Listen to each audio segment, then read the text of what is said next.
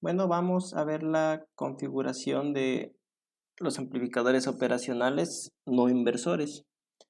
Bueno, esta es su configuración, vamos a analizarla. ¿Sí? Aquí estamos, ¿no?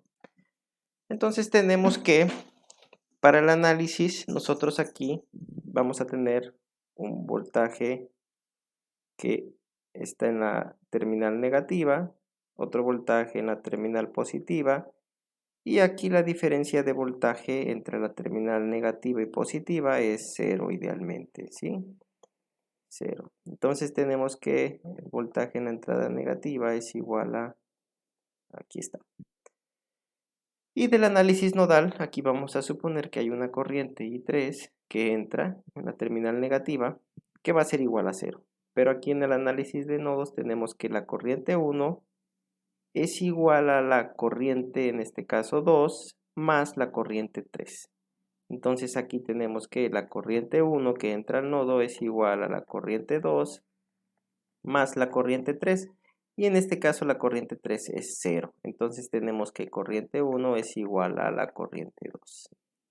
¿Cuál es la corriente 1 en función de los voltajes y de las resistencias? Corriente 1 es igual a voltaje 0 o de salida, voltaje out, menos el voltaje que hay en la terminal negativa. Voltaje out menos el voltaje en la negativa. Sobre la resistencia 2. Y la corriente 2 es igual a el voltaje que hay en la terminal negativa menos 0 sobre la resistencia 1. De aquí también que tenemos que el voltaje negativo, que en la terminal negativa es igual al de la terminal positiva. ¿Qué voltaje tenemos aquí en la terminal positiva? Pues el voltaje de entrada. Entonces aquí vamos a sustituir voltaje de salida menos el voltaje de entrada sobre la resistencia 2 es igual a el voltaje de entrada sobre la resistencia 1. ¿Sí? Y de aquí despejamos el voltaje de salida. Voltaje de salida es igual a resistencia 2 sobre resistencia 1 por voltaje de entrada más voltaje de entrada. Esto es igual, aquí factorizamos voltaje 1, resistencia 2 sobre resistencia 1 más 1. Y esta es la ecuación de salida que nos da nuestro amplificador aquí. ¿Sí?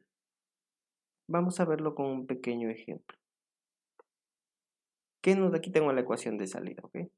¿Qué nos dice este ejemplo? Diseña un amplificador no inversor con una ganancia 3, una entrada de voltaje de 2 volts y una resistencia de entrada igual a 1.2 kilo. Esta es la resistencia de entrada, 1.2 kilo ohms. Y aquí que nos dice que la ganancia es igual a 3, es decir, esto que tenemos aquí es la ganancia de nuestro amplificador. ¿Sí? ¿Por qué? Porque esta ganancia por el voltaje de entrada pues nos va a dar el voltaje de salida. ¿Y qué nos dice? R2 sobre R1 más 1 es igual a 3, que es la ganancia. De aquí R2 sobre R1 es igual a 2. ¿Sí? Pasamos de este lado el 1, queda 2. ¿Qué nos dice aquí? Que R1 vale 1.2 kilo ohms. Entonces R2 es igual a 2 por 1.2 kilo ohms. Esto es igual a 2.4 kilo ohms. Entonces en nuestro diseño, aquí esta resistencia es 1.2 kilo ohms, y esta va a ser 2.4. Entonces nos vamos aquí a nuestro diseño en Proteus, ¿sí? Y ponemos aquí la resistencia 1.2, 2.4 y el voltaje de entrada va a ser de 2.